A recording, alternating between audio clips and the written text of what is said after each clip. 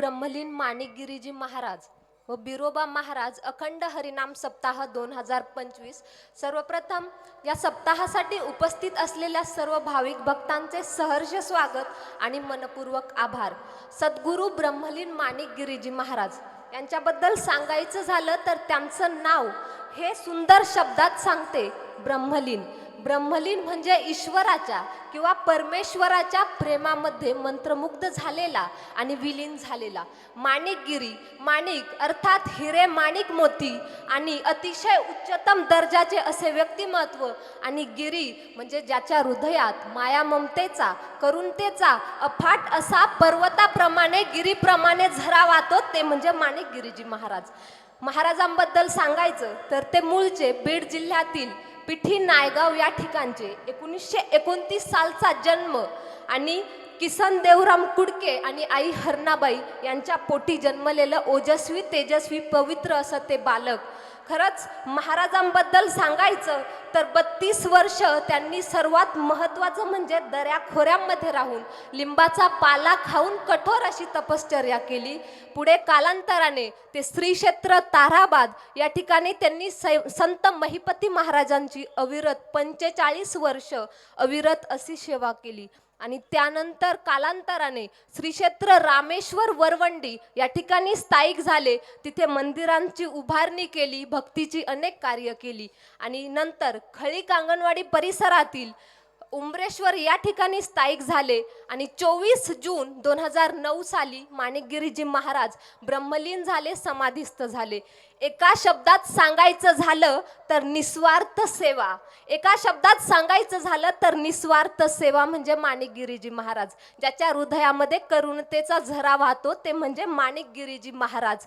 धन्य धन्य स्वामी माणिकगिरी, धन्य धन्य स्वामी माणिकगिरी, देह झिजवला चंदनापरी, म्हणून शिष्य भेटले स्वामी दत्तगिरी, म्हणून शिष्य भेटले स्वामी दत्तगिरी।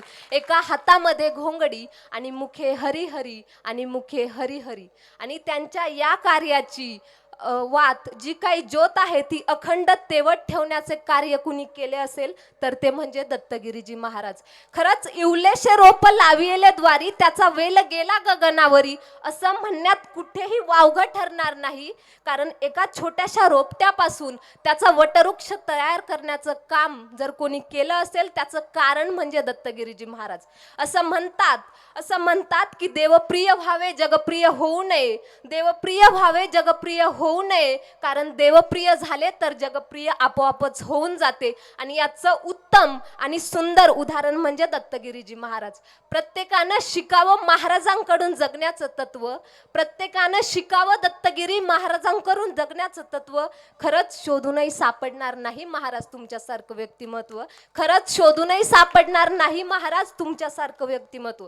आणि तुमच्या भक्तीची कारकीर्द एका शब्दात मांडणं योग्यच ठरत नाही, तुमच्या भक्तीची कारकीर्द एका शब्दात मांडणं योग्यच ठरत नाही।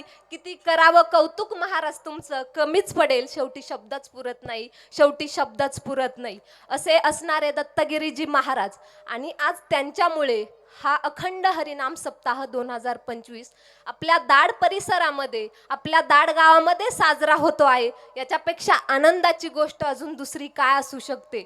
हे भाग्य तुमच्या आमच्या पदरी पडले आणि कदाचित म्हणूनच इथल्या प्रत्येक भाविक भक्ताच्या चेहऱ्यावर तो आनंद, तो उत्साह, ते तेज झळाळून दिसते आहे। त्या दिवशी महाराजांनी सांगितले, इथे कुणीही पाटील झाले नाही, कुणीही नेता झाले नाही, इथे कुणीही पाटील झाले नाही, कुणी नेता पुढारी झाले नाही, इथे कुठलाही पक्ष नाही, कुठलेही राजकारण नाही। झाले असेल काही तर इथले भाविक भक्त झाले आहेत आणि या भक्तिमय वातावरणात मंत्रमुग्ध झाले आहेत, मंत्रमुग्ध झाले आहेत। आणि इथल्या शब्दात सांगायची गरजच नाही, कारण एवढ्या मोठ्या संख्येने उपस्थित असलेला हा जनसमुदाय सांगून देतो त्यांचे महाराजांप्रती असलेले प्रेम आणि या सप्ताहाप्रती असलेली भक्तिमय भावना। खरंच शेवटी जाताना इथल्या प्रत्येक भाविक भक्तासाठी दोन शब्द बोलावेसे वाटतात। तुमच्या रूपाने देव भेटले, तुमच्या रूपाने देव भेटले, जीवनाचे सार्थक झाले. असं म्हणतात, एखादी गोष्ट पूर्ण करत असताना त्या गोष्टीचं चीज झालं, त्या गोष्टीचा आनंद भेटला, तर आपण म्हणू शकतो की त्या गोष्टीचं सार्थक झालं. अगदी तसंच तुमच्या रूपाने देव भेटले, जीवनाचे सार्थक झाले. आणि मी का शोधू त्या देवाला मंदिराच्या गाभाऱ्यात? 33 कोटी देवतांचे दर्शन मला इथेच झाले. 33 कोटी देवतांचे दर्शन मला इथेच झाले. धन्यवाद. रामकृष्ण हरी.